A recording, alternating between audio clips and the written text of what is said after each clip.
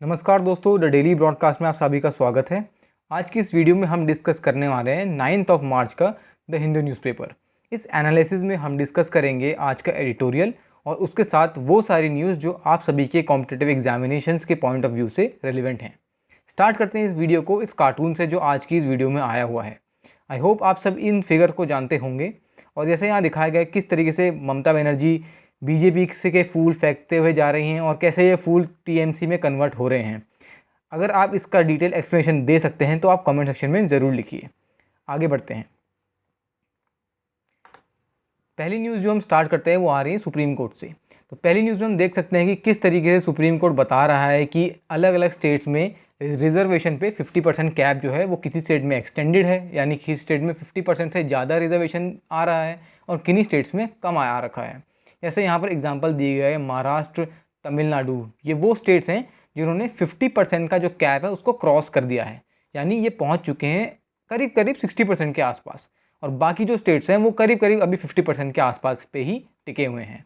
जैसे यहाँ पर बताया गया है कि 1992 में जो 9 जज की जो बेंच ने जिन्होंने लीड किया था, लक्ष्मण रेखा जिन्होंने एक तरीके से खींची थी, जिसमें 50% एजुकेशन लाया गया था जितने भी रिजर्व कैटेगरीज हैं।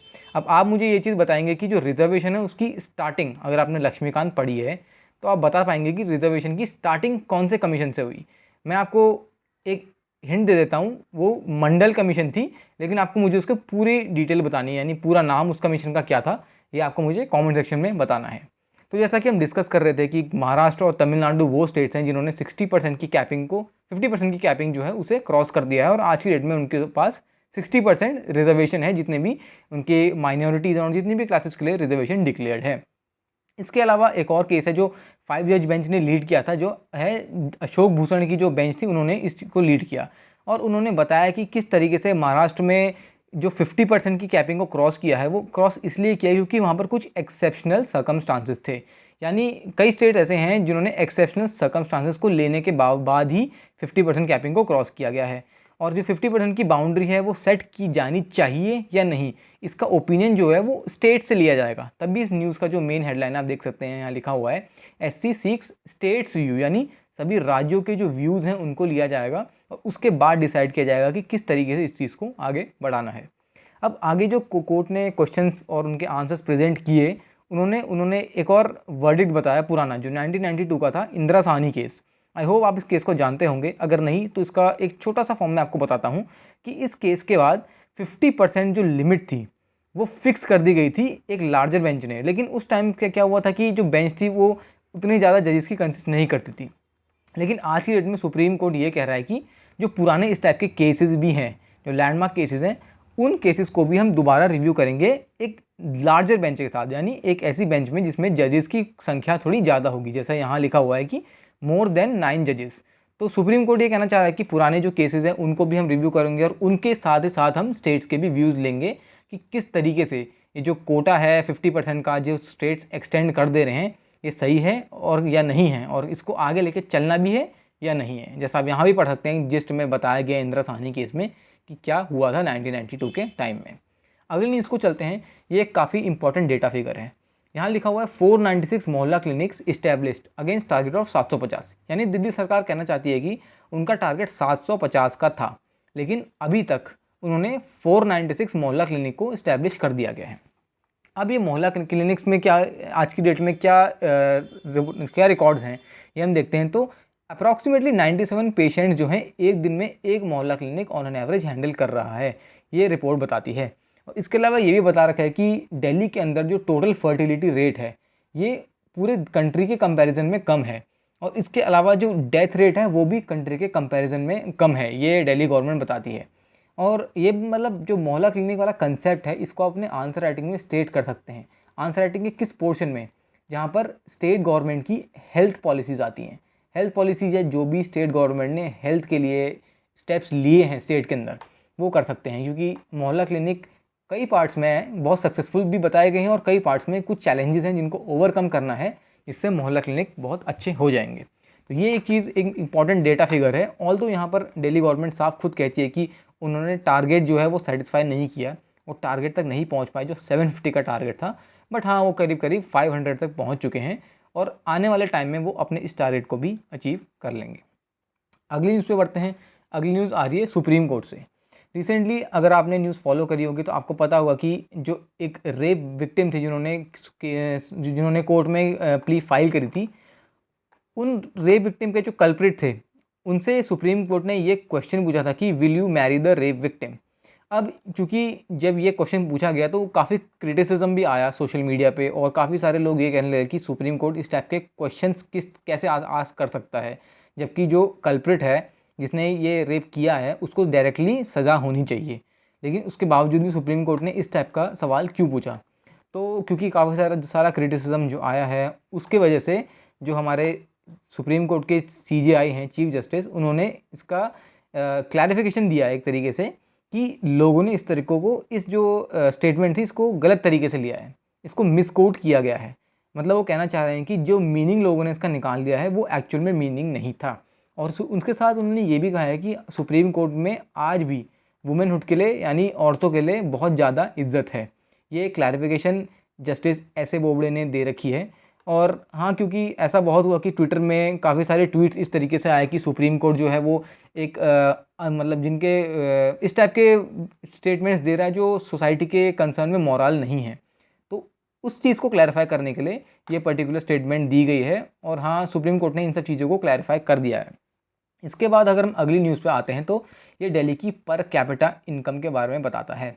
अब कोविड से पहले अगर CAG की रिपोर्ट देखी जाए तो दिल्ली गवर्नमेंट और वेस्ट बंगाल गवर्नमेंट जो हैं वो काफ़ी प्रॉफिट में बताई गई थी, लेकिन उसके बाद तो सभी स्टेट्स का जो रेवेन्यू है वो कम हो ही गया था, अर्निंग्स कम हो ही गई थी, क्योंकि कोविड में कोई भी इंडस्ट्रीज़ और कोई भी सेक्टर्स जो थे वो फ्लरिश नहीं कर रहे थे। लेकिन अभी की अगर दिल्ली गवर्नमेंट की रिपोर्ट जो बताती है कि पर कैपिटा इनकम जो है वो 5.9% से कम हो चुकी है। और ये किस में बताया गया? ये जो इकोनॉमिक सर्वे था दिल्ली का, जो 2021 का अभी जो रिसेंटली टेबल किया गया है, उस इकोनॉमिक सर्वे की रिपोर्ट में साफ साफ बताया गया कि 5.9% का डिप आया है। उसके अलावा यहाँ कुछ कई सारे फैक्ट्स एंड फिगर्स भी बताए गए हैं, जैसे 3,54,004 करोड़ था 2021 के अकॉर्डिंग, और उससे अगर पहले का कंपेयर किया जाए तो 3,76,221 था 2019 में। तो हाँ, ये सारे फैक्ट्स फिगर अगर आप याद कर सकते हो तो बहुत अच्छा है, नहीं भी तो कोई बात नहीं, बस इतना याद रखिए कि दिल्ली गवर्नमेंट ने बताया कि 5.9% का डिप देखा गया है पर कैपिटा इनकम में। अगली न्यूज़ की तरफ बढ़ते हैं। अब अगली न्यूज़ आती है दोबारा दिल्ली गवर्नमेंट में एजुकेशन डिपार्टमेंट में। अब क्योंकि इकोनॉमिक सर्वे आया था और रिसेंटली इवन बजट भी आने वाला है, तो दिल्ली गवर्नमेंट ने बताया कि एजुकेशन डिपार्टमेंट जो है वो सबसे अच्छा परफॉर्मिंग डिपार्टमेंट आया है सभी डिपार्टमेंट में से, क्योंकि रिसेंटली दिल्ली गवर्नमेंट ने ऐसा कर दिया कि जितने भी गवर्नमेंट स्कूल्स थे दिल्ली के अंदर उनको काफ़ी अच्छे तरीके से एम्पावर किया गया है, यानी डिजिटल क्लासरूम्स का में अपग्रेड किया गया है, इंफ्रास्ट्रक्चर जो है वो काफ़ी बढ़ा दिया गया है। जैसे आप ये एक स्कूल की दिल्ली गवर्नमेंट में कोई भी गवर्नमेंट स्कूल है उसकी आप इमेज देख सकते हैं, तो आपको कभी कहीं से भी देख के ऐसा लगेगा नहीं कि ये कोई गवर्नमेंट स्कूल है, क्योंकि काफ़ी अच्छे तरीके से इस स्कूल को इन्होंने रिनोवेट किया है, इंफ्रास्ट्रक्चर काफ़ी अच्छा बढ़ा दिया है। और उसी हिसाब से वो ये भी कह रहे हैं कि एजुकेशन जो है उसने काफ़ी अच्छा परफॉर्म किया है। अब इसका डेटा कहाँ से आता है? अब मनीष सिसोदिया जी ये खुद कहते हैं कि 220 दिन में से अप्रॉक्सीमेटली उन्होंने 220 दिन को तो पूरा किया ही किया, और उसके अलावा 9 दिन एक्स्ट्रा सेशंस कंडक्ट किए हैं स्कूल में। जैसे यहाँ लिखा हुआ है कि 229 डेज़ के सेशंस हुए हैं जो नॉर्मली 220 दिन तक चलते थे। तो हाँ, उन्होंने ये दिखाने की कोशिश की है कि जितने दिन क्लासेस होनी चाहिए थी उससे भी ज़्यादा क्लासेस कंडक्ट कराई गई हैं। तो हाँ, ये एक उनका फैक्ट है जो बताता है कि सच में एजुकेशन जो है गवर्नमेंट स्कूल में काफ़ी अच्छी हो रही है। और उसके अलावा उनके पास इतना डेटा तक अवेलेबल है कि कितनी वर्कशीट्स डिस्ट्रीब्यूट की गई थी और कितनी वर्कशीट्स जो हैं वापस विद आंसर्स आई हैं। जैसे यहाँ बताया गया है कि 98% स्टूडेंट्स को वर्कशीट रिसीव हुई थी और उसमें से 83% स्टूडेंट्स ने वर्कशीट कंप्लीट करके वापस भी की हैं। तो ये एक बहुत अच्छा फैक्ट है जो आप कहीं कोट कर सकते हैं। और इसके अलावा अगर ऑनलाइन क्लासेस की बात की जाए, क्योंकि ऑनलाइन क्लासेस में काफ़ी ज़्यादा दिक्कतें आ रही थी, स्पेशली अगर आपको पता है तो सौभाग्य इलेक्ट्रिफिकेशन स्कीम ये बताती है कि छत्तीसगढ़ जो स्टेट है वो आज भी इलेक्ट्रीफाइड नहीं है, और ऑनलाइन क्लासेस को चलने के लिए इलेक्ट्रिसिटी एक बहुत मेन कंपोनेंट है। इलेक्ट्रिसिटी के बावजूद इंटरनेट की कनेक्टिविटी एक बहुत बड़ा इशू है कई रूरल पार्ट्स में। जैसे सिटीज़ में तो वाईफाई और 4G की फैसिलिटीज़ अवेलेबल हैं, लेकिन कई सारे ऐसे पार्ट्स हैं जहाँ पर इंटरनेट बहुत स्लो चलता है और ऑनलाइन क्लासेस स्लो इंटरनेट में कंडक्ट नहीं की जा सकती। तो वैसे दिल्ली में तो इंटरनेट की कनेक्टिविटी में ऐसे सच इश्यूज़ नहीं हैं, लेकिन उसके बावजूद भी बताया गया कि अप्रॉक्सीमेटली 80 से 90% स्टूडेंट्स जो हैं वो भी 11th और 12th क्लास के, उन्होंने ऑनलाइन क्लासेस अटेंड की हैं, ये भी एक डेटा बताती है गवर्नमेंट। और उसके अलावा ये भी बता रहे हैं कि पास परसेंटेज जो है गवर्नमेंट स्कूल्स का, यहाँ प्राइवेट स्कूल्स की बात नहीं कही गई है, ध्यान रखना। तो गवर्नमेंट स्कूल का जो पास परसेंटेज है ये भी इंक्रीज़ हो गया है, कहाँ 97.92% पहुँच गया है, और पहले कितना था 94.24%। तो ये भी एक काफ़ी अच्छा डेवलपमेंट है। अगर पास परसेंटेज बढ़ रहा है तो हाँ डेफिनेटली स्कूल्स अच्छा काम कर रहे हैं। अगली न्यूज़ पे पढ़ते हैं। अब अगली न्यूज़ एक तरीके का डेटा है जिसे हम देख सकते हैं फ्रीडम डेफिसिट।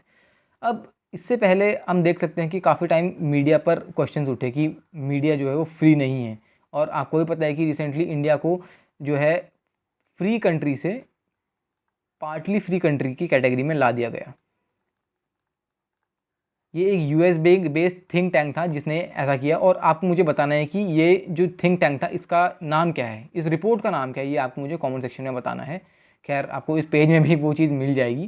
तो चलिए आगे बढ़ते हैं। अब जैसे बता रखा है कि वो जो रिपोर्ट थी वो फ्रीडम ऑफ वर्ल्ड 2021 रिपोर्ट थी, और उसमें बताया गया कि इंडिया की रैंक 71 से कैसे 67 पे पहुँच गई।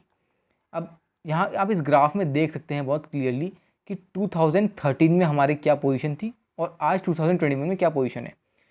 2013 में 76 के आसपास हम थे, और 2015 में हम बिल्कुल हाई आ गए थे, मतलब इन पर्टिकुलर ईयर्स का सबसे हाईएस्ट परसेंटेज अगर जो है वो होता है 78। 2015 में हम 78 थे, और हम गिरते गिरते आज 67 पे खड़े हैं। और मेन रीज़न क्या है इसका मेन रीज़न यहाँ पर इस ग्राफ में बताया गया है। देखिए जैसे गवर्नमेंट की जो फंक्शनिंग है, यानी गवर्नमेंट कितनी करप्ट, कितनी ट्रांसपेरेंसी है गवर्नमेंट में, वो ज़्यादा चेंज नहीं हुआ। आप देख सकते हैं कि पुराना जो 2013 वाला जो डेटा था और जो 2020 का जो डेटा है, यानी जो ब्लू और रेड डॉट में दिखाया गया है, वो आसपास ही है बिल्कुल। तो बहुत ज़्यादा डिफरेंस नहीं आया है। डिफरेंस कहाँ रखा है, यहाँ देखिए एसोसिएशनल एंड ऑर्गेनाइजेशनल राइट्स। अब इसमें क्या होता है कि जो असेंबलीज़ होती हैं, एनजीओज़ होते हैं, ट्रेड यूनियंस होते हैं, मीडिया होती हैं, उन सब की कितना फ्रीडम है उनके पास, उनके राइट्स को किस तरीके से रिस्पेक्ट किया जा रहा है, ये उस पर्टिकुलर ग्राफ से ओरिजिनेट होता है। तो यहाँ देख सकते हैं यहाँ इतना ज़्यादा जो डिफरेंस हो रखा है, ये एक मेन कॉज है कि ये रैंकिंग जो है इतनी गिरी क्यों है। उसके अलावा यहाँ पर आप एक और देख सकते हैं personal autonomy and individual rights. इसमें पर्सनल ऑटोनॉमी में क्या आता है कि अपने अपने पार्टनर्स को चूज़ करने का फ्रीडम। जैसे सिटीज़ में तो आज की डेट में ये सब चीज़ें अवेलेबल हैं, लेकिन कई रूरल इंडिया में आज भी हम देख सकते हैं यहाँ पर मैरिजेस बिना विल के करा दी जाती हैं एक तरीके से। तो उस चीज़ ने भी इफ़ेक्ट किया है। देखिए इलेक्टोरल प्रोसेस जो है वो थोड़ा अच्छा होते हुए दिखाया गया है यहाँ पर कि फ्री एंड फेयर इलेक्शंस जो हैं वो सही डायरेक्शन मूव कर रहे हैं, लेकिन मोस्टली आप देख सकते हैं कि चीज़ें बैकवर्ड डायरेक्शन में ही मूव करी हैं। तो ये सब जो कॉज है इसकी वजह से ही हमारी रिपोर्ट जो है इस इंडेक्स में कम हो गई है, और इंडेक्स का नाम है freedom in the world 2021। Okay, और आपको याद रखना है कि ये जो इंडेक्स है ये यूएस से ओरिजिनेट हुआ है। इस चीज़ को आपको याद रखना है, क्योंकि आपसे पूछा जा सकता है कि ये किस कंट्री की ये रिपोर्ट है। अब आगे बढ़ते हैं। नेक्स्ट रिपोर्ट जो आती है वो है कोविड के वैक्सीन के अकॉर्डिंग्स में। अब देखिए अभी तक क्या था कि जितनी भी वैक्सीन थी जनरली कोविशील्ड की डोजेस दी जा रही थी, लेकिन अब केरला में क्या है कि जो सेकेंड डोज दी जा रही है जनरली कोवैक्सीन की है, जो भारत बायोटेक की इंडाइजीनियस है। अब आपको मुझे बताना है कि कोविशील्ड जो है, जो सीरम इंस्टीट्यूट मैन्युफैक्चर करता है, वो क्या इंडाइजीनियस है या नहीं है, ये आपको मुझे कमेंट सेक्शन में बताना है। जनरली लोगों को लगता है कि ये इंडाइजीनियस ही है, लेकिन आपको मुझे बताना है कि अगर इंडाइजीनियस है तो क्यों है, मतलब क्या इसकी कॉस्ट है मैन्युफैक्चरिंग की और किस तरीके से, और अगर इंडाइजीनियस नहीं है तो इसके जो भी रॉ मटेरियल है वो हम कहाँ से लेके आ रहे हैं, ये आपको मुझे कमेंट सेक्शन में बताना है। तो अब बताया जा रहा है कि केरला में भारत बायोटेक की जो कोवैक्सीन है उसके डोजेस दिए जाने लगे हैं, और उसके अलावा भी अभी तक 10 लाख पीपल हैं उनको कवर कर दिया गया है। अगर बिल्कुल एक्यूरेट फिगर देखा जाए तो 10,19,525 पर्सन जो हैं उनको वैक्सीन की डोजेज मिल चुकी हैं। और सबसे मेजर बात उसमें ये है कि उसमें अप्रॉक्सीमेटली 1.5 लाख सीनियर सिटीजन्स को कवर किया गया है, और करीब करीब 3,65,000 जो हैं, 3,66,000 ही मान लीजिए, इतने हेल्थ वर्कर्स हैं। अब हेल्थ वर्कर्स जो हैं, उसके अलावा जो पुलिसमैन हैं, ये लोग ज़्यादा इंपॉर्टेंट लोग हैं जिनको वैक्सीन की ज़रूरत है, क्योंकि ये लोग जनरली एक्सपोज रहते हैं, जो भी लोग कोविड से इन्फेक्टेड हैं, या क्योंकि इन लोगों को पब्लिक ऑर्डर और हेल्थ को एडमिनिस्टर करना होता है। तो शुरुआत से ही इनको प्रायोरिटी दी जा रही है जब भी वैक्सीन्स की बात आ रही है। तो हम देख सकते हैं कि अप्रॉक्सीमेटली आप इसको कह सकते हैं 1/3 जो लोग हैं वो हेल्थ वर्कर्स ही हैं, और काफ़ी अच्छी बात है। लेकिन उनको एक और चीज़ हमें देखनी है कि अभी 1 डोज़ वैक्सीन की उनको मिल चुकी है और हमें ध्यान देना है कि एटलीस्ट 2 डोजेज़ हमें देनी है हर पर्सन को। तो अभी 1 डोज दी जा चुकी है, सेकेंड राउंड में ये लोग भी कवर हो जाएंगे। इसके अलावा वैक्सीनेशन साइट्स भी काफ़ी ज़्यादा ओपन की जा चुकी हैं, जहाँ कई रूरल एरियाज़ में टेस्टिंग साइट्स की तक दिक्कत है, जहाँ पर कोविड की टेस्टिंग अगर हो सके उन साइट्स की तक दिक्कत है। वहीं पर केरला ने वैक्सीनेशन साइट्स को हैं उनको तक बढ़ा दिया है। देखिए कितना आगे मतलब स्टेट प्रोग्रेस कर चुका है कि जो वैक्सीनेशन की साइट्स इतनी ज़्यादा खोली जा चुकी हैं जिसकी वजह से लोगों को ईज़ हो वैक्सीन देने में। तो ये काफ़ी अच्छी बात है। और इसके अलावा ये बताया गया है कि किस तरीके से जो लोग हैं वो कोविन ऐप में अपना रजिस्टर करें, उसके बाद जब उनको शेड्यूल किया जाए, जब उनको टाइम स्लॉट मिले तो उस पॉइंट ऑफ टाइम में उनको अपनी वैक्सीन लेनी है। तो ये काफ़ी अच्छा मूव लिया गया केरला गवर्नमेंट द्वारा और उसमें काफ़ी फैक्ट्स एंड फिगर्स, डेटा प्रोसेसली काफ़ी ज़्यादा है, तो ये डेटा आप यूज़ कर सकते हैं कई जगहों पे। आगे बढ़ते हैं तो यहाँ पर मेन चीज़ ये जो आप पढ़ रहे हैं ये क्लैशेस नहीं है। मेन चीज़ यहाँ पर जो है वो इंटरनेट को बैन किया गया है, इंटरनेट को रोका गया है। अब हमने पहले भी न्यूज़ में पढ़ा कि जो हमारी ये फ्रीडम रिपोर्ट थी 2021 की, जो यूएस बेस्ड थिंक टैंक बनाता है, इस रिपोर्ट में क्योंकि इंटरनेट को भी कई पार्ट्स में इंडिया के बैन किया गया। प्रिसाइसली अगर बात की जाए तो JNK में काफ़ी टाइम तक बैन रहा, अप्रॉक्सीमेटली 219 डेज़ तक JNK में स्लो इंटरनेट था। और उसके अलावा दिल्ली बॉर्डर में भी कई जगह इंटरनेट बैन किया गया था। तो उसी से रिलेटेड मैं आपको बताना चाहता हूँ कि जैसे यहाँ पर कम्युनल क्लैशेस हुए तो गवर्नमेंट ने इसलिए इंटरनेट को ऑफ कर दिया गया। और ये क्लैश कहाँ से ओरिजिनेट हुए आप देख सकते हैं, बहुत छोटा सा कॉज था इसका, मतलब बहुत छोटा सा कारण था कि एक मोटरसाइकिलिस्ट जो है और कुछ और लोगों के बीच में टक्कर हो गई और उसकी वजह से जो कम्युनलिज्म है लोगों में बढ़ गया। यानी लोग जो है वो धर्म के नाम पे और इन सब चीज़ों के नाम पे अगर जब लड़ते हैं तो वो होता है कम्युनलिज्म। तो आप देख सकते हैं कि इस टाइप की चीज़ें, इतना छोटा इंसिडेंट था, उसके वजह से लोगों ने पब्लिक प्रॉपर्टी को भी डैमेज किया गया, काफ़ी वायलेंस भी हुआ। और उसी के दौरान जो पुलिस है उन्होंने इंडियन टेलीग्राफ एक्ट 1855 के अकॉर्डिंग्स में इंटरनेट को बैन कर दिया गया। अब इंटरनेट को बैन क्यों किया गया, इसका मेन रीज़न ये था कि लोग वीडियो शेयर कर रहे थे, फोटोग्राफ शेयर कर रहे थे जो इंसिडेंट में ऑनलाइन वहाँ पर हो रहा था, और ऑनलाइन मैसेजिंग भी कर रहे थे। अब ये क्या होता है, इस टाइप के जो एक्शंस हैं ये क्या करते हैं, ये गलत मैसेज सेंड कर सकते हैं। यानी ये किसी भी एक पर्टिकुलर सेक्शन जो है उसके लोगों को भड़का सकते हैं, और ऐसा होना बहुत डेंजरस है क्योंकि ये आपस में लोगों को लड़वा सकता है। यही रीज़न है कि पुलिस ने वहाँ पर इंटरनेट बैन किया गया।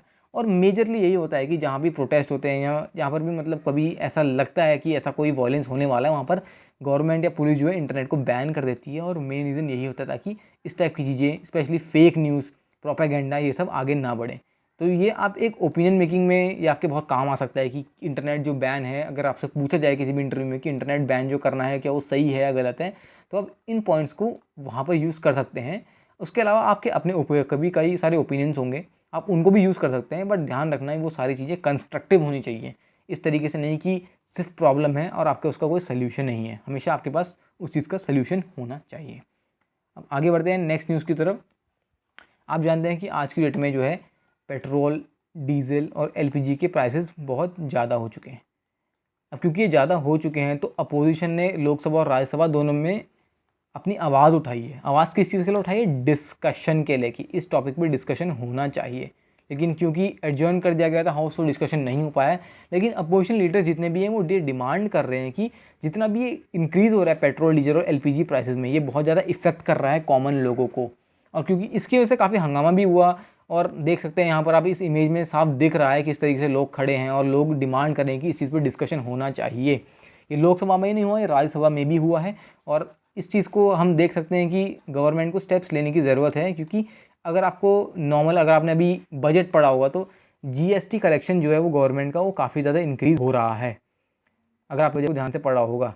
तो अगर पेट्रोल डीजल को GST में एक अलग से स्लैब ला के भी ला दिया जाए और पेट्रोल को अप्रॉक्सीमेटली 75 रुपीज़ के आसपास ला दिया जाए, फिर भी गवर्नमेंट का रेवेन्यू बढ़ेगा ही, भले थोड़ा स्लो बढ़ेगा लेकिन हाँ फिर भी बढ़ेगा ही। तो ये चीज़ गवर्नमेंट कर सकती है। उसके अलावा ये तो बात तो सही है क्योंकि आज की डेट में पेट्रोल अप्रॉक्सीमेटली 100 रुपीज़ के आसपास पहुंचने वाला है, और पेट्रोल डीजल के प्राइस जब फ्लक्चुएट होते हैं तो आपको पता है कि कंट्री में इन्फ्लेशन जो है वो ऊपर नीचे होता है। तो ये सब चीज़ें डायरेक्टली लिंक्ड होती हैं, और इन्फ्लेशन का मेन जो असर है वो पड़ता है पुअर स्टेटा पे, अमीर लोगों पे भी पड़ता है। लेकिन जो बेसिक कमोडिटीज़ होती हैं जैसे फूड हो गया, वेजिटेबल्स हो गई हैं, ये सब चीज़ें जो होती हैं इनकी कॉस्ट बढ़ जाती है। और जब बेसिक नेसेसिटी की कॉस्ट बढ़ जाती है तो पुअर पे बहुत इफेक्ट करता है, पुअर लोगों पे बहुत ज़्यादा इफेक्ट पड़ता है। तो इसीलिए वॉइस रेज की गई थी। और अपोजिशन का तो खैर काम है एक कंस्ट्रक्टिव क्रिटिसिज्म प्रोवाइड करना और एक अल्टरनेट गवर्नमेंट प्रोवाइड करना। तो हाँ, ये अपोजिशन जो कर रही हैं अभी, ये आई होप ये गवर्नमेंट को हेल्प करेगा एक प्रॉपर पॉलिसी बनाने के लिए कि पेट्रोल डीजल के प्राइस थोड़ा स्टेबल हो जाए। इसके अलावा एक काफ़ी इंपॉर्टेंट न्यूज़ यहाँ पर दी गई है।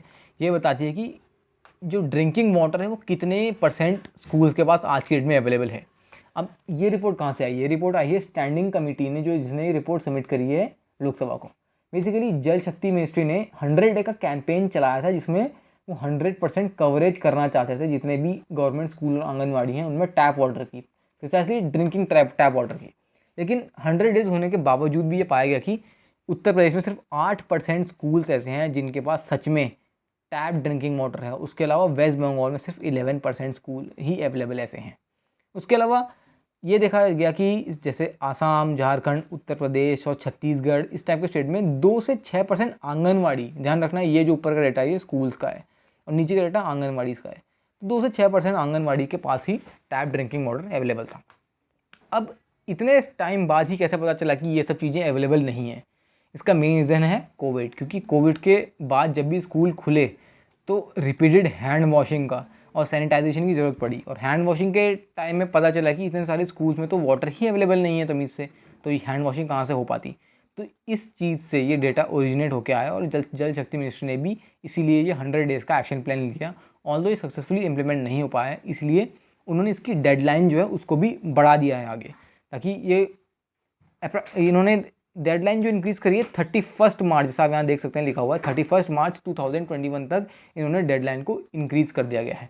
इसके अलावा क्योंकि कई राज्य ऐसे भी हैं, कई डिस्ट्रिक्ट ऐसे भी हैं जहाँ पर प्रॉपर्ली वाटर अवेलेबल नहीं है, क्योंकि वाटर की स्कैरसिटी बहुत ज़्यादा है, तो उसकी वजह से रेन वाटर हार्वेस्टिंग प्रोग्राम्स बहुत सारे बनाए गए हैं। जैसा आप यहाँ देख सकते हैं रेन वाटर हार्वेस्टिंग स्ट्रक्चर्स बनाए गए हैं, 1.42 लाख स्ट्रक्चर्स ऐसे बनाए गए हैं। और उसके अलावा बाकी जो स्टेट्स हैं, प्रिसाइसली ये 7 स्टेट्स जो हैं इनमें 100% कवरेज बताई जा रही है अभी तक। अब तो ये ग्राउंड में ही देखा जाएगा कि कितने इम्प्लीमेंटेशन सच में हो चुका है, लेकिन गवर्नमेंट रिपोर्ट तो यही बताती है। और अगर पूरे इसको सम अप किया जाए जिस्ट में छोटे से उसमें हम बता पाएँ तो 48.5% आंगनवाड़ी और उसके साथ 53.3% स्कूल्स में टैप वाटर अवेलेबल है। ये एक पूरा डेटा बताता है। तो हाँ, सच में अभी भी ऑन ग्राउंड काम करने की ज़रूरत है, जिसकी वजह से ये सब चीज़ें इनहेंस्ड हो। उसके बाद अगली चीज़ आती है टेक्नोलॉजी से। प्रिसाइजली अगर हम देखा जाए तो ये इसरो से आती है। इसरो का एक कमर्शियल आर्म बनाया गया है अभी जो है NSIL। अब इसकी फुल फॉर्म क्या है या मुझे कमेंट सेक्शन में बताइए। खैर अगर आप मुझे बताएंगे बिना इस आर्टिकल को पढ़े तो ज़्यादा अच्छा रहेगा, क्योंकि आर्टिकल में हम आगे डिस्कस करने वाले हैं। तो बताया गया है कि किस तरीके से इसरो है वो नेशनल सिक्योरिटी और एडवांस टेक्नोलॉजी में भी अपना हाथ आगे बढ़ाएगा। अब क्योंकि ये बात क्यों आई, क्योंकि एक क्वेश्चन उठा था राज्यसभा में जयराम रमेश द्वारा कि क्या NSIL जो इसरो का कमर्शियल आर्म है वो इसरो को फ्यूचर में रिप्लेस कर देगा। ये क्वेश्चन उठाया गया था। तो इस क्वेश्चन का ही एक आंसर दिया गया है कि इसरो फ्यूचर में क्या क्या चीज़ें करने वाला है, ये हम यहाँ देख सकते हैं। इसके अलावा देख सकते हैं कि जो जितनी भी कमर्शियल एक्टिविटीज़ हों दिन पर दिन बढ़ती जा रही हैं इसरो के पास हो, इसलिए न्यू स्पेस इंडिया लिमिटेड जो है वो इसरो की सारी कमर्शियल एक्टिविटीज़ को हैंडल करेगा। ये सारी चीज़ें ओरिजिनेट कहाँ से हुई? ये सारी चीज़ें आई हैं standing committee on science and technology से, जिन्होंने रिसेंटली अपनी रिपोर्ट दी थी। और ये इसके बाद NSIL इतना न्यूज़ में इसलिए आया क्योंकि अभी रिसेंटली ब्राज़ील की अमेजोनिया सैटेलाइट लॉन्च की गई थी। अगर आप मुझे बता सकते हैं तो कमेंट सेक्शन में प्लीज़ लिखिए कि कौन से PSLV से ये सैटेलाइट लॉन्च की गई थी और उसमें से इंडिया की कितनी थी और बाकी अदर कंट्रीज़ की कितनी सैटेलाइट्स थी, यह आपको मुझे कमेंट सेक्शन में बताना है। अगली न्यूज़ की तरफ अगर हम बढ़ते हैं तो इसके बाद आते हैं कोविड के केसेस। अब कोविड के केसेस काफ़ी सारे स्टेट्स में बढ़ रहे हैं। कल तक के न्यूज़पेपर में आया था कि 6 राज्यों में सबसे ज़्यादा कोविड के केसेस देखे गए हैं, बट अब रिपोर्ट आ रही है कि 8 राज्यों में कोविड के केसेस बहुत ज़्यादा बढ़ चुके हैं। ये 8 राज्य कौन से हैं? महाराष्ट्र, तमिलनाडु, पंजाब, दिल्ली, MP, कर्नाटका, हरियाणा और गुजरात। इन 8 राज्यों में बहुत ज़्यादा कोविड के केसेस बढ़ रहे हैं और अभी के टाइम में देखा जाए तो 1,88,747 एक्टिव केसेस हैं।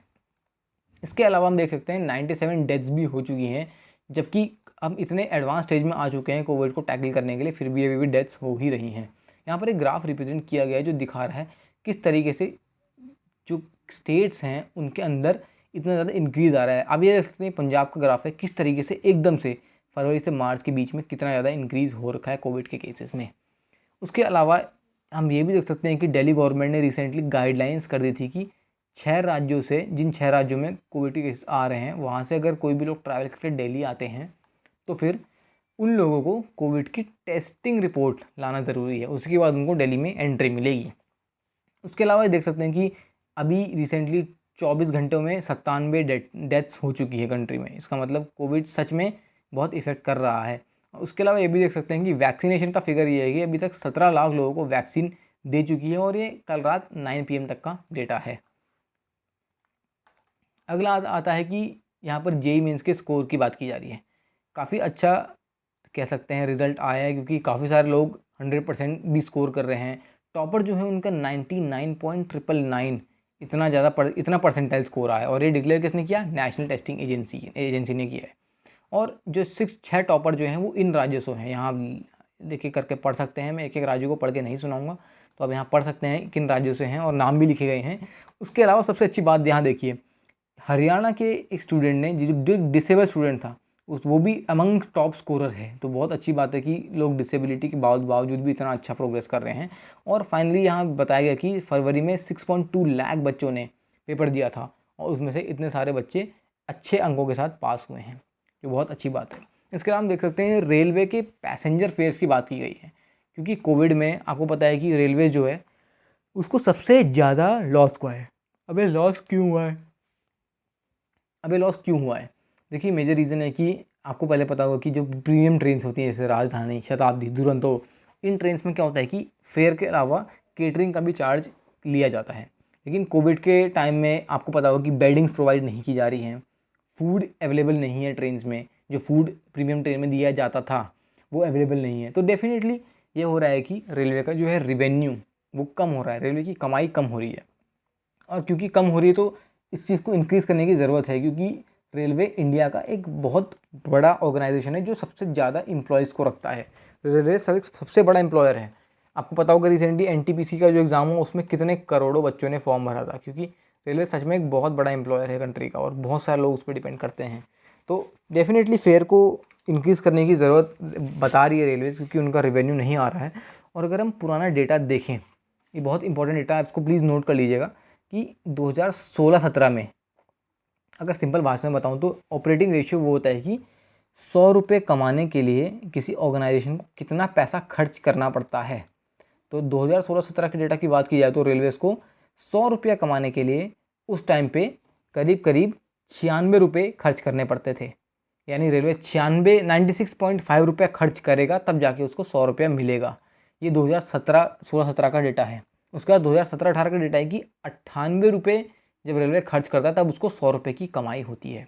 ये तब का डेटा है। लेकिन 2020-21 का डेटा देखिए, 100 रुपया रेलवे को कमाने के लिए 131.4 रुपया खर्च करना पड़ रहा है। समझ रहे हो आप? 100 रुपया कमाने के लिए रेलवे को 31.4 रुपीज़ एक्स्ट्रा खर्च करना पड़ रहा है। 100 रुपये तो खर्च करने ही पड़ रहे हैं, उसके ऊपर 31 रुपये और खर्च करने पड़ रहे हैं, तब जाके रेलवे की जेब में 100 रुपये आ रहा है। यानी रेलवेज़ को कितना घाटा हो रहा है ये आप समझ सकते हैं। तो इसी लॉस की वजह से बताया गया है कि किस तरीके से पैसेंजर फेयर को बढ़ाने की ज़रूरत है, तब जाके ही रेलवेज़ की कमाई होगी। अगली रिपोर्ट आ रही है, अगली जो न्यूज़ है वो है डिफेंस एक्विजिशन काउंसिल की। अब डीएसी आपको पता है कि आज की डेट में जब से गलवान वैली में क्लैश हुआ है चाइना के साथ, तब से काफ़ी सारे डिफेंस के मटेरियल, जी डिफेंस के वेपन हो गए, डिफेंस के एयरक्राफ्ट्स हो गए, कितने सारे मिसाइल्स हैं, हमने अदर कंट्री से परचेज़ किया और डीआरडीओ भी इन सब काम में लगा हुआ है। तो बताया गया कि एक काफ़ी बड़ी डील थी, मल्टी बिलियन डॉलर्स की डील थी, जिसमें 30 आर्म ड्रोन्स लिए हम यूएस से खरीदने वाले थे। और उस प्रोजेक्ट का नाम क्या था? जिस प्रोजेक्ट में हम 6 सबमरीन खरीदने वाले थे उसका नाम था प्रोजेक्ट 75I। ये चीज़ आपके एग्ज़ाम में आ सकती है, क्योंकि यहाँ पर अगर आपके एग्ज़ाम में पूछ दिया जाए कि अगर प्रोजेक्ट 75I जो है वो किस चीज़ से रिलेटेड है, और आपको 4 ऑप्शन दिए जाएँ कि वो फ्रिगेट से रिलेटेड था, और या वो सबमरीन से रिलेटेड था, या वो हेलीकॉप्टर से रिलेटेड था, तो आपको पता होना चाहिए कि 75I जो है वो सबमरीन से रिलेटेड है। तो यहाँ देख सकते हैं कि 30 आर्म ड्रोन्स और प्रोजेक्ट 75I के अंदर 6 एडवांस सबमरीन जो है वो डिफेंस एक्विजिशन काउंसिल लेने वाला है। और लेकिन ये जो चीज़ है वो काफ़ी डिले हो गई है, क्योंकि इतने टाइम से ये मतलब यूएस से परचेज़ करने की बात हो रही थी, लेकिन अभी तक ये आया नहीं है। इसके अलावा लास्ट नवंबर में नेवी ने MQ-9B सी गार्डियन ड्रोन्स भी खरीदे थे यूएस से, और ये लीज़ पे लिए थे, हमने खरीदे नहीं थे, ये अपने लीज़ पे, यानी आप कह सकते हैं एक तरह से किराए पे हमने यूएस से लिए थे 1 साल के लिए। लेकिन जब से इंडिया चाइना का स्टैंड ऑफ हुआ है गलवान वैली पे, तब से हमें काफ़ी सारे चीज़ें खरीदने की ज़रूरत पड़ गई हैं। और अभी जनवरी 2020 में ही डिफेंस एक्विजिशन काउंसिल ने मज़गांव डॉक लिमिटेड और लार्सन एंड टूब्रो इन दोनों को प्रोजेक्ट 75I के अंदर 45,000 करोड़ की डील दे रखी है। अब प्रोजेक्ट 75I किस चीज़ का था, जैसे यहाँ लिखा हुआ है, आप क्लियर देख सकते हैं, सबमरीन्स के लिए था। तो इसके लिए मज़गांव डॉक लिमिटेड और लार्सन एंड टूब्रो को इतनी बड़ी डील दी गई है। इसके अलावा मैं आपसे पूछना चाहता हूँ कि मुझे एक ऑर्गेनाइजेशन जिसका नेम स्टार्ट होता है जी से, आपको मुझे बताना है कि ये इस ऑर्गेनाइजेशन का पूरा नाम क्या है। और ये ऑर्गेनाइजेशन भी शिप बिल्डिंग में बहुत माहिर है, इसने इंडियन नेवी और इंडियन कोस्ट गार्ड को काफ़ी सारे शिप्स जो हैं डिलीवर किए हैं। तो आपको मुझे इसका नाम कमेंट सेक्शन में बताना है।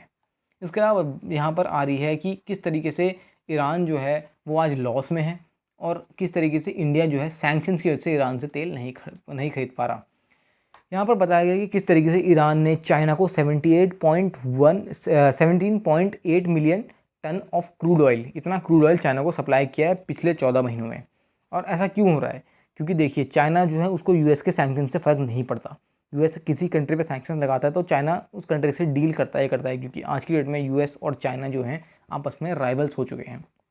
लेकिन इंडिया जो है यूएस का काफ़ी अच्छा फ्रेंड है, इसलिए यूएस जिन पे भी सैंक्शंस लगाता है, इंडिया उन कंट्रीज से डील मोस्टली नहीं करता है। लेकिन अब क्योंकि प्रेसिडेंट चेंज हो चुके हैं, डोनाल्ड ट्रम्प ने सैंक्शंस इम्पोज किए थे, लेकिन अब जो बाइडन जो हैं वो इन सैंक्शंस को हटाएंगे और ईरान न्यूक्लियर डील में पार्टिसिपेट करके इस डील को रिवाइव करेंगे। इसके अलावा ये भी बताया गया कि क्योंकि ईरान पे सैंक्शंस लगे हुए थे, इसलिए इंडिया जो है ईरान से तेल नहीं खरीद रहा था। लेकिन ये सब चीज़ें जब सही होंगी तो हम ईरान से जब खरीदने लग जाएंगे पेट्रोलियम, तो डेफिनेटली इंडिया के अंदर पेट्रोल के प्राइसेस कम हो जाएंगे। क्योंकि अभी ओपेक कंट्रीज़ जो हैं, आपको पता होगा ओपेक प्लस कंट्रीज़ जो हैं वो अपना डेली का जो प्रोडक्शन है उसको डिक्रीज़ कर रहे हैं। अब ये ऐसा क्यों कर रहे हैं, क्योंकि वो जानते हैं कि अगर प्रोडक्शन डेली का कम होगा तो वर्ल्ड में पेट्रोल प्राइसेस इंक्रीज़ होंगे। तो एक तरीके से कंट्रीज़ को कंट्रोल करने वाली बात है। और रिसेंटली सऊदी अरेबिया ने बैक ऑफ कर लिया है, क्योंकि इंडिया ने सऊदी अरेबिया के साथ डिसाइड किया था कि कोविड के दौरान जब सऊदी अरेबिया लॉस में था, जब कोई उनका तेल नहीं खरीद रहा था, तो हम लोगों ने उनसे काफ़ी तेल खरीद के अपने जो स्ट्रैटेजिक रिजर्व उनमें स्टोर कर दिया था। और हमने उनसे ये भी कहा था कि कोविड के बाद जब थोड़ा कंडीशन स्टेबल हो जाएगी, उस टाइम पे हम तुमसे नॉर्मल रेट्स पे ही पेट्रोलियम खरीदेंगे। लेकिन आज की डेट में सऊदी अरेबिया ने इस बात से पीछे हट चुका है सऊदी अरेबिया, और वो अब इंडिया की बात नहीं सुन रहा है। तो होपफुली देखते हैं कि ईरान जब इन सब चीज़ों से बाहर आता है, सैंक्शंस थोड़े कम हो जाएंगे, तो इंडिया ईरान के साथ पेट्रोल में डील करेगा, और डील जब करेगा तो डेफिनेटली इंडिया में प्राइसेस कम होंगे। इसके अलावा देख सकते हैं कि जो सैंक्शन जो लगे वो ईरान के एक्सपोर्ट्स जो हैं उनमें काफ़ी इफेक्ट पड़ा। ईरान के जो एक्सपोर्ट्स हैं China, India, Japan, South Korea, इन सब कंट्रीज़ में कम हो गए, ये यहाँ बताया गया है।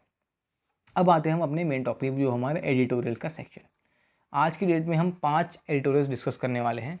जो पहला एडिटोरियल है वो आता है, आप देख सकते हैं यहाँ चाइना की बात की गई है कि किस तरीके से चाइना ने पावर को कहाँ पर फोकस किया है और कहाँ पर उनको पावर को फोकस करने की अभी एक्चुअल में ज़रूरत है। इसके अलावा यहाँ पर 75% जो कोटा जो आज की डेट में हरियाणा की गवर्नमेंट ने लगाया है लोकल्स को प्राइवेट जॉब में इंक्लूड करने के लिए, उसकी बात की गई है और उसका कंपैरिजन किया गया है दूसरे राज्यों के साथ। इसके अलावा यहाँ पर अफ़गानिस्तान की बात की गई है, किस तरीके से यूएस का रोल जो है अफ़गानिस्तान में है और क्या क्या इसमें लूप होल्स हैं, क्या क्या चीज़ें इंप्रूव करने की ज़रूरत है, और इंडिया फ्यूचर में क्या कर सकता है अपने इन रिलेशंस को आगे बढ़ाने के लिए।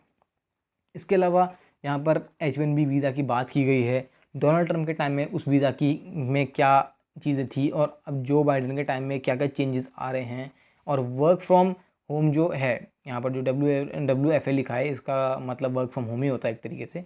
तो जो वर्क फ्रॉम होम होता है वो किस तरीके से इस वीज़ा को इफ़ेक्ट करने वाला है, ये बात भी बताई गई है। इसके अलावा यहाँ पर काउ एंड कंसिलिएशन लिखा हुआ है। इसका मतलब ये है कि एक तरीके से बताया गया कि एक धर्म के लोगों के लिए जो चीज़ सही होगी वो क्या पता दूसरे धर्म के लोगों के लिए सही ना हो। मतलब एक तरीके से जो पॉइंट ऑफ व्यू है, देखने का नज़रिया, वो यहाँ पर डिस्कस किया गया है। तो चलिए हम डिस्कस करते हैं एडिटोरियल को एक एक करके। पहला है pursuing America dream with WFA। अब देखिए WFA होता है वर्क फ्रॉम एनीवेयर या वर्क फ्रॉम होम भी आप किसको कह लीजिए आसान भाषा में, क्योंकि ये टर्म आज बहुत पॉपुलर है। तो बताया गया कि किस तरीके से डोनाल्ड ट्रम्प ने H1B वीज़ा पे कैपिंग कर दी थी और उसकी वजह से काफ़ी सारे इंडियंस को दिक्कत हुई थी। अगर मैं आपको बताऊं तो जितने भी H1B वीज़ा अमेरिका एक साल में इशू करता है उसके 60% जो हैं वो इंडियंस ही ले जाते हैं। यानी इंडियंस इतना ज़्यादा अमेरिका जाते हैं जॉब के पर्पस में। देखिए 60% H1B वीज़ा सिर्फ इंडिया ले आते हैं, पूरे इंडियंस ले आते हैं पूरे अमेरिका में। तो डोनाल्ड ट्रम्प ने उस पॉइंट पे ऐसा किया था कि उन्होंने कैपिंग कर दी थी, तो कैपिंग करने की वजह से काफ़ी लोगों को दिक्कत भी हो रही थी। उसके अलावा ग्रीन कार्ड में आज की डेट में जो कैपेसिटी है इंडियंस के लिए वो है 8,400। एक साल में 8,400 इंडियंस को ग्रीन कार्ड मिलेगा। ग्रीन कार्ड की मतलब बेसिकली मतलब ये है कि एक तरीके से आप अमेरिका के सिटीज़न ही हो जाओगे। लेकिन इसकी मेन दिक्कत क्या है कि आज की डेट में ग्रीन कार्ड में करीब करीब 10 लाख लोगों की वेटिंग है। यानी 10 लाख लोगों ने पहले से ही इस चीज़ के लिए अप्लाई किया है और वेटिंग पे हैं वो। तो अगर कोई इंसान आज की डेट में अप्लाई करता है तो उसको पता नहीं कितने सालों बाद मे बी ग्रीन कार्ड उसको मिलेगा। तो बताया गया कि किस तरीके से जो कोविड जो पैंडमिक आया तो उसने 100 बिलियन का लॉस किया है अमेरिका को अलोन, क्योंकि अमेरिका में काफ़ी सारे लोग जाते हैं जॉब के पर्पज़ के लिए, और क्योंकि कोविड पैंडमिक आया लोग अपने अपने घरों को आ गए तो काफ़ी ज़्यादा लॉस हुआ है अमेरिका को। और लेकिन अब जो बाइडन जो है वो इसमें रिफॉर्म्स लाने वाले हैं, क्योंकि वो अपना इमिग्रेशन जो सिस्टम है उनका, वो डोनाल्ड ट्रम्प के कंपैरिजन में उनका सिस्टम थोड़ा अलग है। उनकी थोड़ी आइडियोलॉजीज अलग है, उनकी थोड़ी सोच अलग है, और क्योंकि इन सब चीज़ें थोड़ी अलग हैं तो ये होगा कि फ्यूचर में हम देख पाएंगे कि ज़्यादा लोग अमेरिका को जा पाएंगे, लेकिन इस चीज़ को होने में थोड़ा टाइम लगेगा। अब होता क्या है कि जब देखा जाता है कि जब पैंडमिक जो चल रहा है तो जो स्किल्ड लेबर होते हैं वो एक बार जॉब को छोड़ देते हैं, वो हर जगह नहीं मिल पाते हैं। आपको पता है कि जो अनस्किल्ड लेबर है वो तो कहीं भी काम आ जाएगा, लेकिन कई इंडस्ट्रीज ऐसी होती हैं जहाँ पर सिर्फ स्किल्ड लेबर यानी जिन लोगों को उस जॉब की जानकारी है वो ही उस काम को कर पाते हैं। लेकिन अब क्या है कि क्योंकि जनरली वर्क फ्रॉम होम जो है वो लागू हो चुका है, तो क्या फ़र्क पड़ता है कि इंसान यूएस में रह के काम कर रहा है या वो इंडिया में रह के काम कर रहा है। अगर वो यूएस बेस्ड कंपनी में इंडिया से भी काम कर लेता है तो फिर भी उसको सैलरी उतनी ही मिलनी है। तो हाँ, ये तो है कि जिस तरीके का वर्क फ्रॉम होम आजकल चल रहा है, वर्क फ्रॉम एनीवेयर जिसको कह सकते हैं, वो चल रहा है, उसकी वजह से एम्प्लॉयमेंट ट्रेंड चेंज होगा और लोग उतना ज़्यादा अमेरिका नहीं जाएंगे, रादर अपनी कंट्री में बैठ के काम करेंगे, तो इमिग्रेशन थोड़ा कम होगा, ये सब बताया गया है।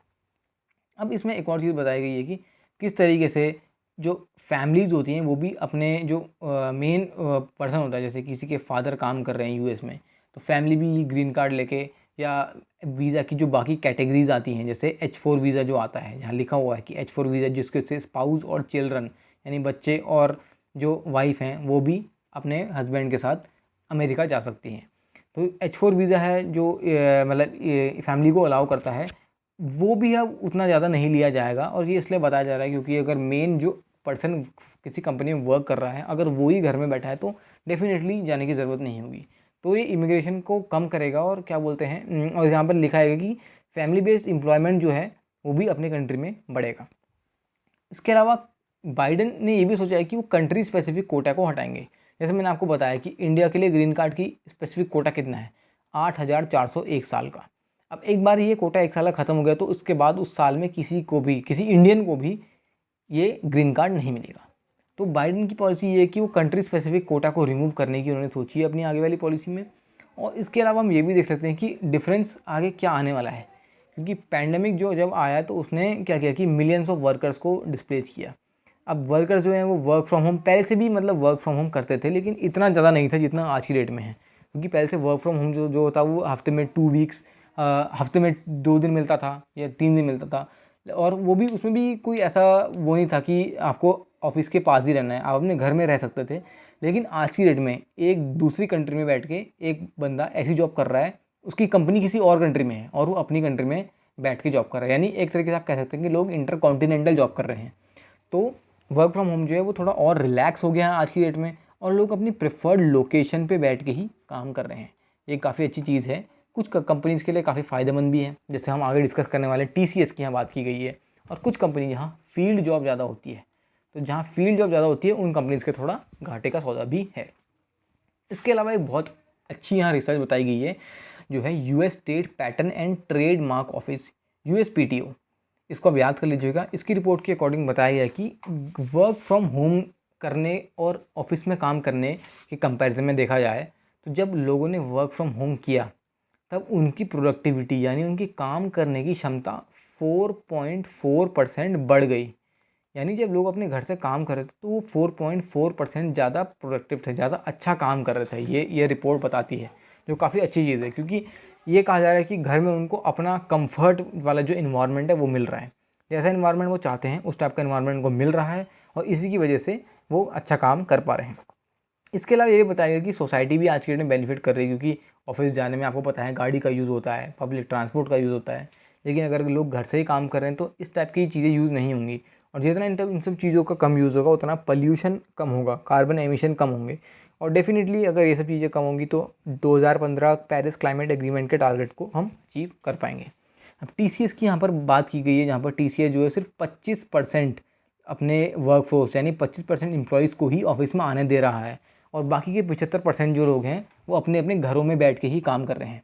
यहाँ बताया गया कि आप यहाँ देख सकते हैं, यहाँ डेटा साफ साफ दिया गया है, इतने सारे लोग करीब करीब 4 लाख प्लस एम्प्लॉयज़ जो हैं, मतलब 4 लाख तो इन्होंने रफ एवरेज दिया, लेकिन इससे भी ज़्यादा एम्प्लॉय जो हैं वो 2025 तक वर्क फ्रॉम होम ही करने वाले हैं, क्योंकि TCS का ज़्यादातर काम लैपटॉप और कंप्यूटर बेस्ड ही है। तो यहाँ पर साफ साफ बता रहे हैं राइटर की किस तरीके से TCS का एक एग्जाम्पल जो है वो बताता है कि वर्क फ्रॉम एनीवेयर जो है वो कितना ट्रेंड में है, और ये चीज़ जो है, जो चैलेंजेस इंडिया फेस कर रहा है अभी इमिग्रेशन और ये वीज़ा को रिलेटिंग, ये उसकी प्रॉब्लम सॉल्व कर सकता है अगर लोग वर्क फ्रॉम होम को ही कंटिन्यू करें। अगले अगर हम एडिटोरियल पे आए तो यहाँ पर लिखा है किस तरीके से चाइना पावर को कहाँ फोकस कर रहा है और कहाँ फोकस करने की ज़रूरत है।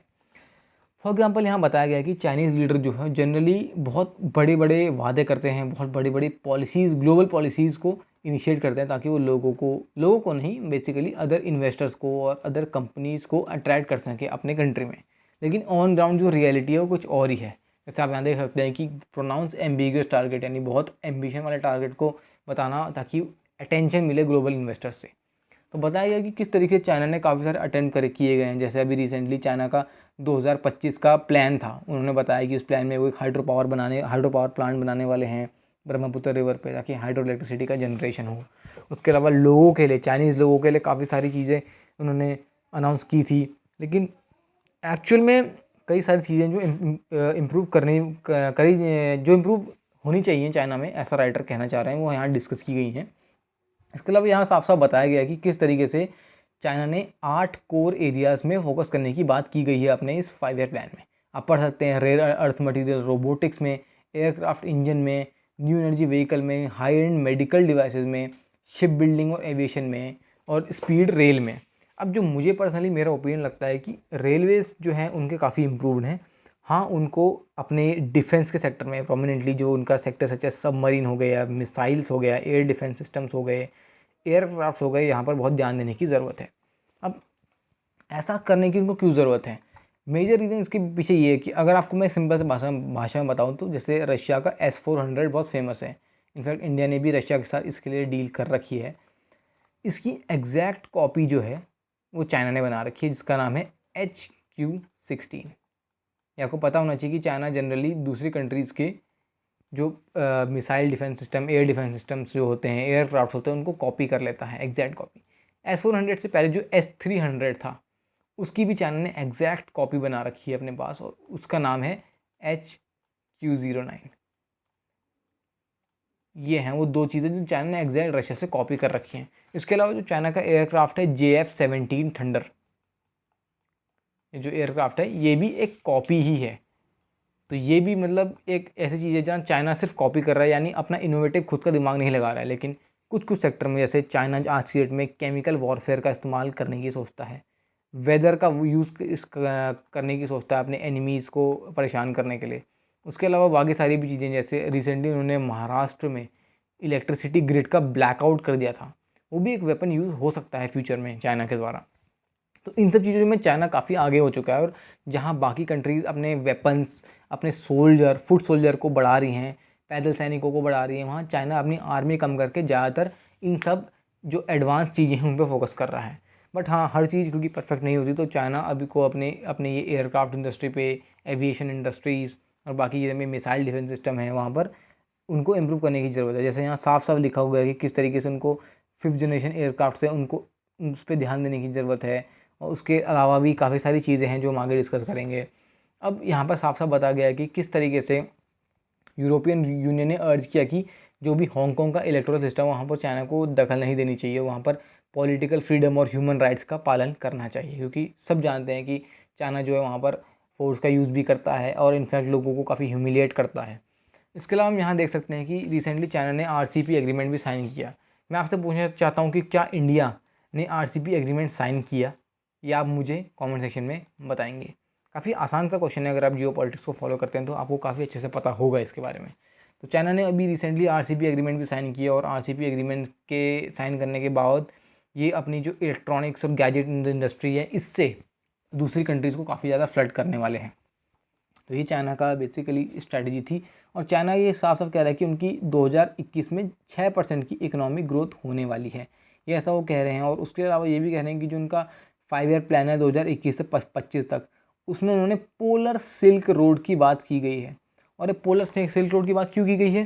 ताकि वो नेचुरल गैस जो है उसको धरती से निकाल पाएँ, क्योंकि आज की डेट में चाइना भी, ईरान और बाकी कंट्रीज भी, जैसे हमने पिछले आर्टिकल में डिस्कस किया कि ईरान ने 17.6 मिलियन बैरल जो हैं वो चाइना को 14 महीनों के अंदर दिए हैं।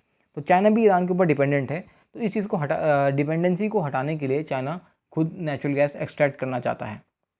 लास्ट में यही बताया गया कि किस तरीके से चाइना जो है बड़े बड़े टारगेट्स को अनाउंस करता है, लेकिन एक्चुअल में इन टारगेट को अच्छे से मीट नहीं कर पाता। यानी ये सिर्फ दिखाने के लिए होते हैं, सिर्फ ग्लोबल इन्वेस्टर्स को अट्रैक्ट करने के लिए होते हैं, लेकिन जब ऑन ग्राउंड देखा जाता है तो इम्प्लीमेंटेशन उतना अच्छा नहीं होता।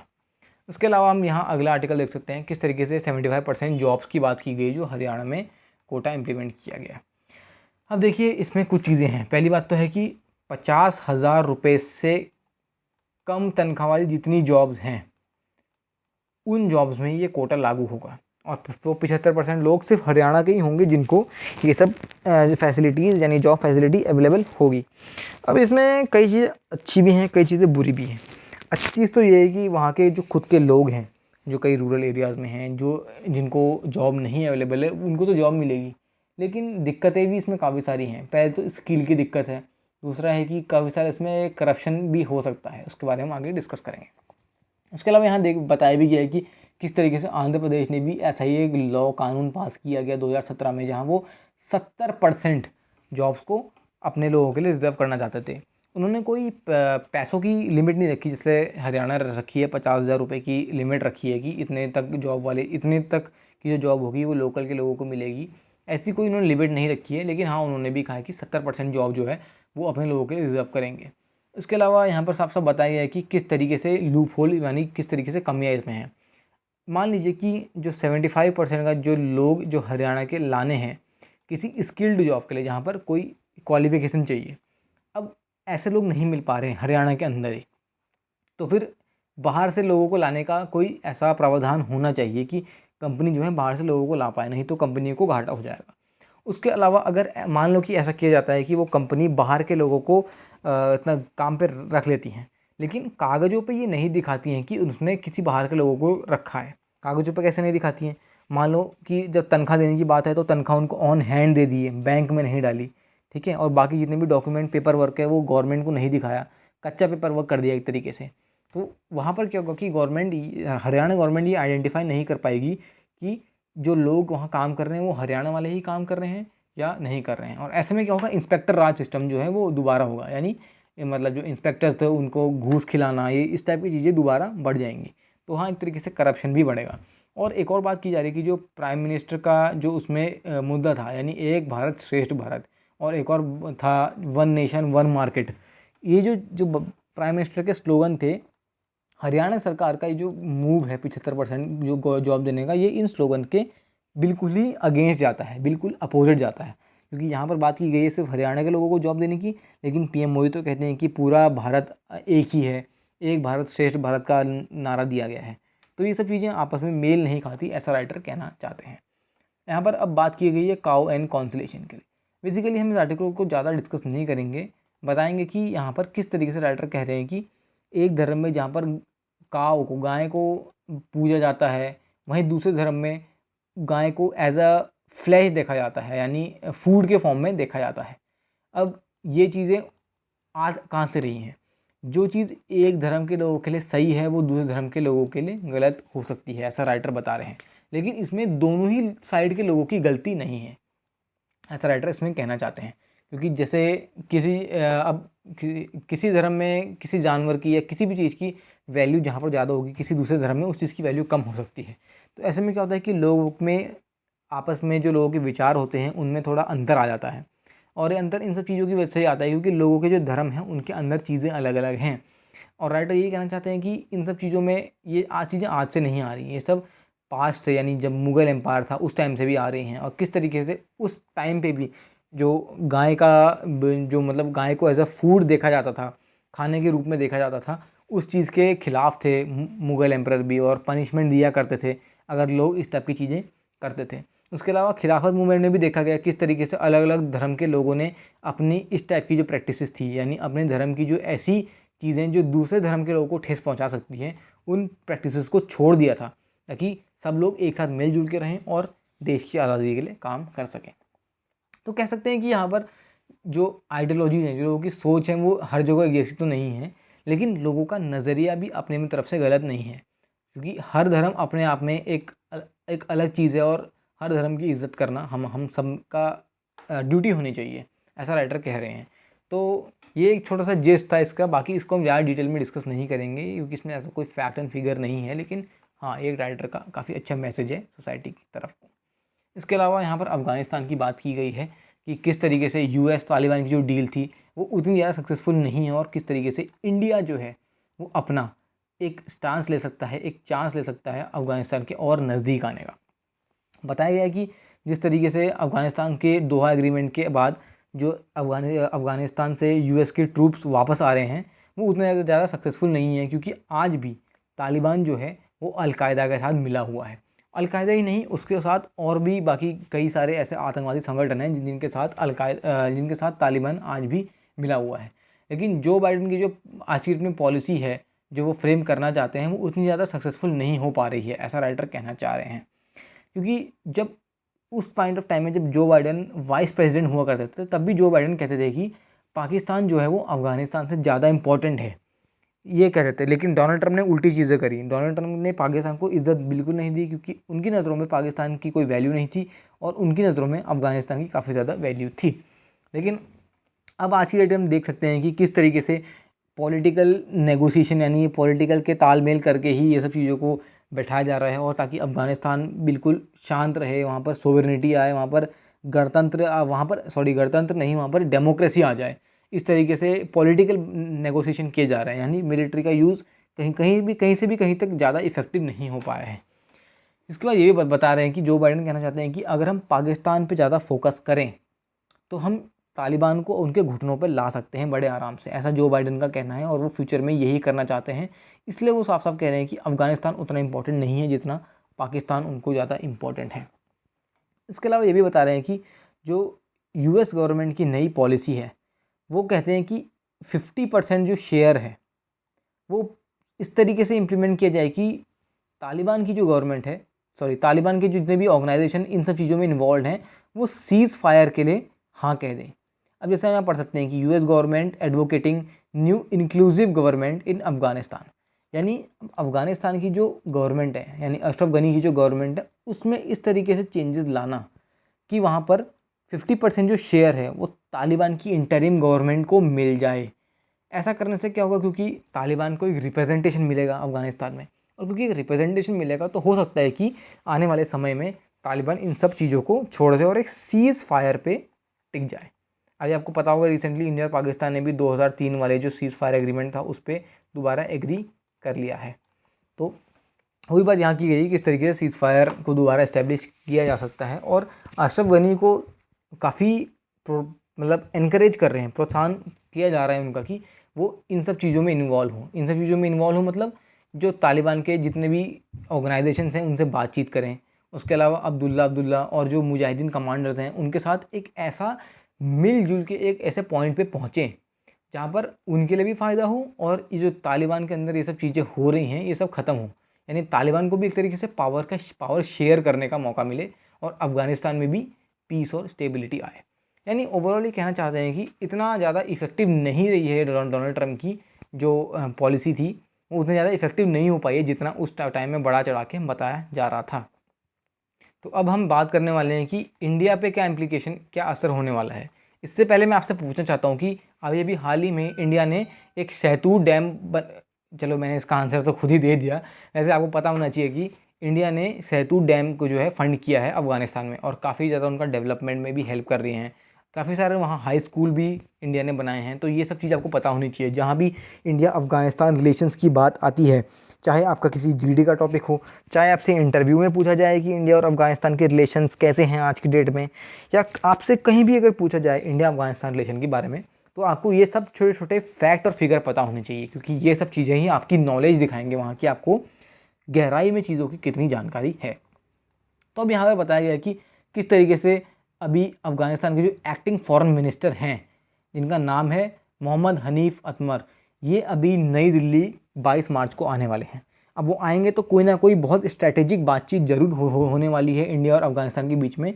और इससे हम क्या कर सकते हैं कि जैसे धीरे धीरे अमेरिका जो है अफ़गानिस्तान से अपने ट्रूप्स को बाहर पुल करेगा, वैसे वैसे इंडिया को भी अफ़गानिस्तान की हेल्प करनी चाहिए ताकि वो अपना इंफ्रास्ट्रक्चर डेवलप कर सकें, वहाँ पर वायलेंस की कमी हो, और मटीरियली हमें उनको काफ़ी ज़्यादा डिफेंड भी करना चाहिए ताकि अफ़गानिस्तान एक अच्छा कंट्री आगे जाके बने।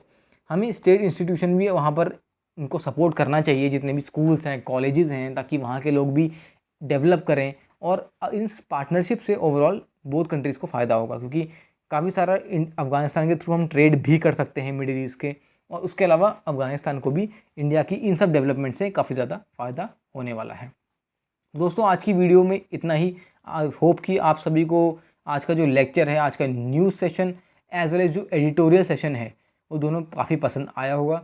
अगर आपके कोई भी डाउट है तो आप नीचे कमेंट सेक्शन में डाल दीजिए उनको। उसके अलावा जो जिन क्वेश्चंस का मैंने आपसे जिन क्वेश्चन को पूछा था, उन क्वेश्चंस के आंसर भी आप कमेंट सेक्शन में डाल दीजिए। इससे आपकी नॉलेज बढ़ेगी और आपको आदत पड़ जाएगी कि आप इन सब क्वेश्चंस को आंसर कीजिए, क्योंकि जितना आप क्वेश्चंस को आंसर करेंगे उतना आपको ये सब क्वेश्चंस याद होने लग जाएंगे। उसके अलावा अगर आपके कोई भी और क्वेरीज़ हैं तो आप उन्हें कमेंट सेक्शन में डाल सकते हैं, और चैनल को सब्सक्राइब जरूर कर दीजिए ताकि आपको डेली इस टाइप की न्यूज़ और एडिटोरियल्स का डिस्कशन मिल जाए, क्योंकि ये बहुत अच्छा तरीका है आपको कम समय में, करीब करीब 1 घंटे में पूरा न्यूज़पेपर की इंपॉर्टेंट जो न्यूज़ हैं उनको पढ़ लेने का। इसके अलावा इस चैनल को अपने फ्रेंड्स के साथ शेयर भी कीजिए, क्योंकि जितना ज़्यादा आप चैनल को शेयर करेंगे तो आपकी नॉलेज भी बढ़ेगी, और नॉलेज जो है वो बांटने से ही बढ़ती है। तो आज की वीडियो के लिए इतना ही। Thank you very much.